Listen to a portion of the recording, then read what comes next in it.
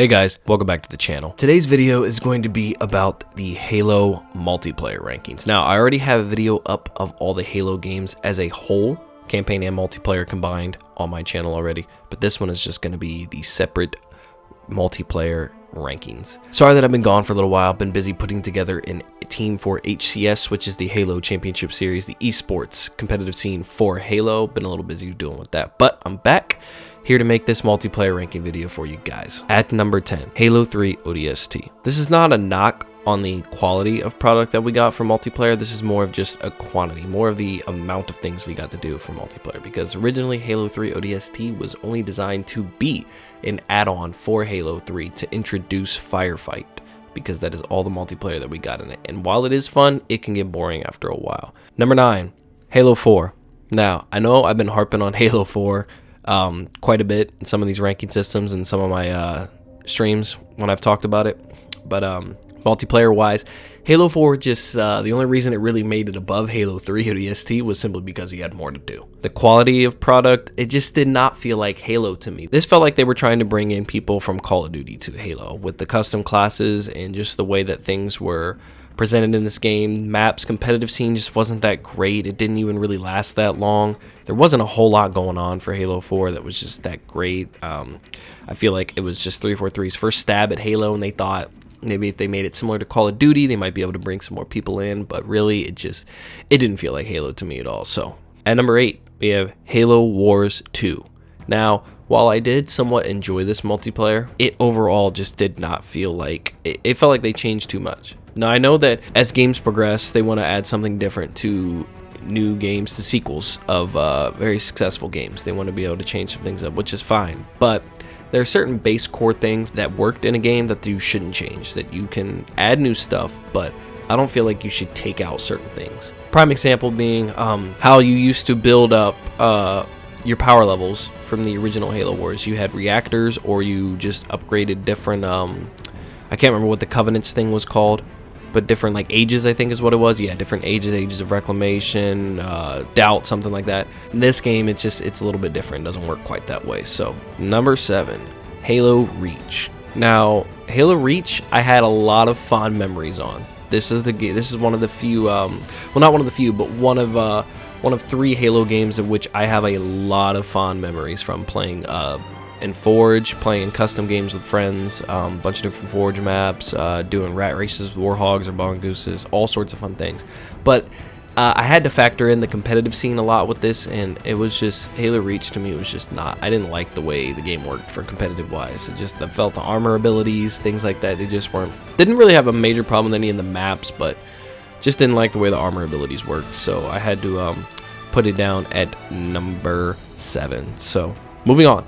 Number 6, Halo Combat Evolve. I love Halo Combat Evolve. I really do. I have absolutely no major problems with this game.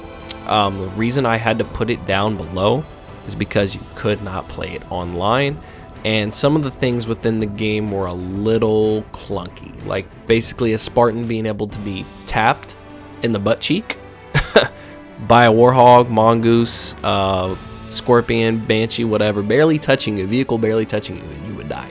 So I felt like that was just a little clunky, a little ridiculous. But like I said, you couldn't play online with it. However, it was a wonderful discovery when me and my friends figured out that you could hook up 4 Xboxes. I think we were like 7 years old. We'd look at the back of the case and be like, how do you do 4 to 16 or 2 to 16, whatever it was in the back of the case. So we figured that out, and it was awesome. It was great. Overall, still a fun game and a lot of great memories with it. At number 5, Halo Infinite. The biggest reason I put Halo Infinite up here is because, as far as I know, it's one of the very first games, at least in this new era of video games, that has come out with a ranked playlist that is like pretty much ready to go. You know, there's a lot of things missing with Halo Infinite. Doubles, you know, at the beginning of the game, it was doubles, free-for-all, regular Slayer, SWAT, things like that. A lot of those were missing at the beginning of the game, but I felt like the quality of product that we did get was really good for what it was, considering some of the things we had gotten in some of the previous Halos. At number 4, Halo 3. I have a lot of good memories with Halo 3. However, Halo 3 to this day still really isn't one of my exact favorite Halos. It was great. It was one of the ones that, you know, it really launched 360 Xbox Live, and it really, like, you know, put a pinnacle for where a lot of people had their first Halo experience at, which is fine, totally fine. I had a lot of good memories on it, like I said, from Forge, multiplayer, competitive wise, but just Halo 3, I just didn't like the way the bullet mechanics and some of the things worked in the game. I just felt like they were a little, I don't want to say clunky, I feel like that's the wrong word to use to describe it, but it just was not for me. And number 3, the original Halo Wars.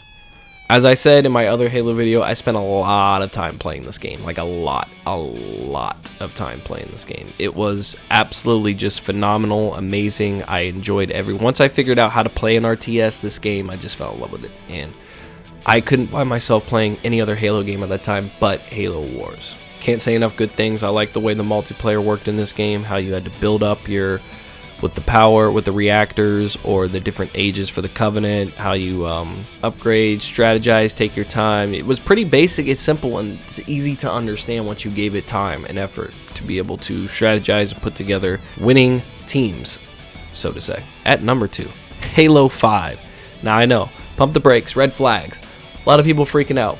I don't think people realize exactly how great of a multiplayer Halo 5 actually really is. Now granted, I was middle of the pack with this game. I could never figure out how to be great at this game.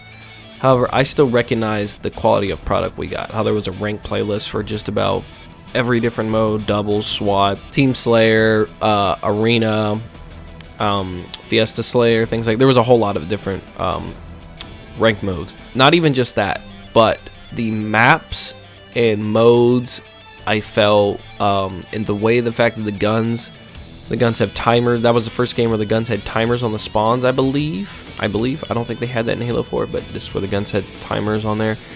You didn't have a timer on any of the power-ups, camo, or overshield, but however, you could time it with the guns and be able to get down to it. And I just felt like overall, like this was just a really good put together Halo game. At least multiplayer wise, I felt like it was pretty great. So number 2, Halo 5. At number 1, no surprise, Halo 2. Not even the nostalgia that gets to me, because it was my first Halo that I played online, and first Halo that I ever competed in any kind of tournament whatsoever. It was just the fact that I was playing Halo online with people.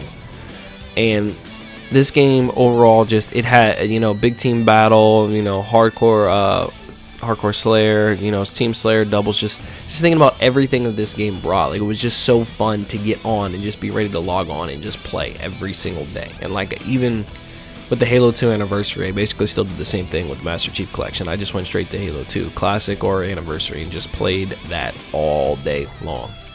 I love Halo 2. I can't say enough great things about it. It's just the perfect product to me. Going over the list one more time for you guys. I got Halo 3 ODST, Halo 4, Halo Wars 2, Halo Reach, Halo Combat Evolved, Halo Infinite, Halo 3, Halo Wars the original, Halo 5, and Halo 2. As I said before, Spartan Assault and Fireteam Raven and the other spinoff from Spartan Assault were not included in this list because I really haven't played those games. If you guys haven't already, like, subscribe to the channel, especially if you're new. Comment, let me know what you guys think down below. Put your list, let's discuss it, let's talk about it. Follow all the social medias that I've got. They're linked in the description below. And I'll see you guys in the next video. Have a wonderful day.